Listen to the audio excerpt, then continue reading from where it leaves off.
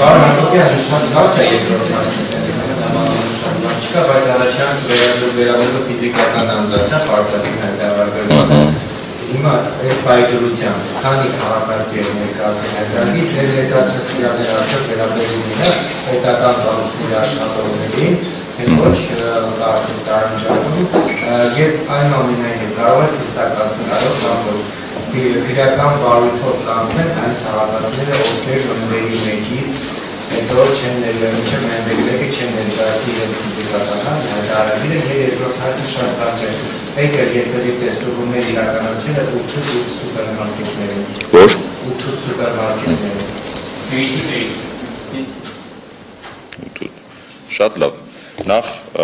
հայտարարագրման մասով նշեմ, որ ես իմ խոսքում էլ նշեցի 54,000 քաղաքացիներ, եթե դրան ավելացնենք նաև մյուս հայտարարագրերը, մոտ 57,675 քաղաքացիներ դրացել են հայտարարագիրը եւ ինչպես նշեցի դրանց մեջ 23,000-ը սոցիալական կրեդիտներ են ստացել, մոտ 2 միլիարդից ավել եւ այստեղ տեսեք հարց եք տալիս պետական աշխատողներ են թե մասնավոր սեկտորի աշխատողներ են, ես դա հիմա ձեռքից տակ չունեմ անկեղծ ասած եւ թե չափերը ինչքան են, դա աշխատանքային կարգով մենք ձեզ կփոխանցենք, եթե ձեզ հետաքրքիր է ավելի մանրամասն տվյալները, բայց էականը տեսեք նորից մենք մի անգամ էլ ենք առիթ ունեցել միասին խոսելու, էականը դինամիկան է, ասենք երբ որ նայում ենք օրինակ թե յուրաքանչյուր շաբաթ քանի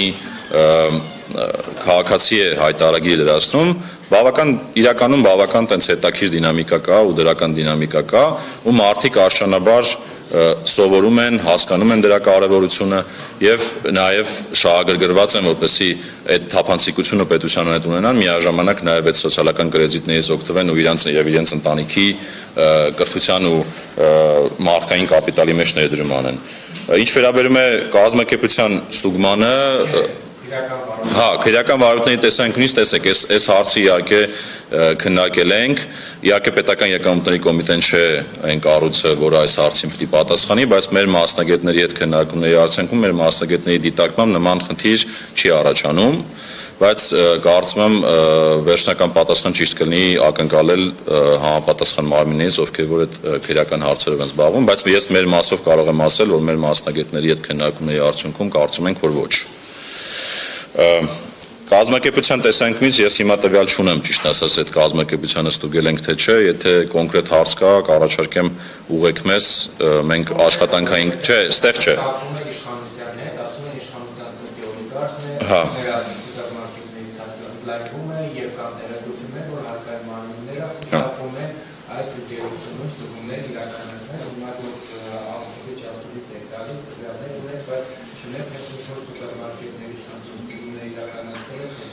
Տեսեք, լավ, ես հարցը ավելի լավ հասկացա, երբ որ դուք բացեցիք փաղագծերը, մենք նախ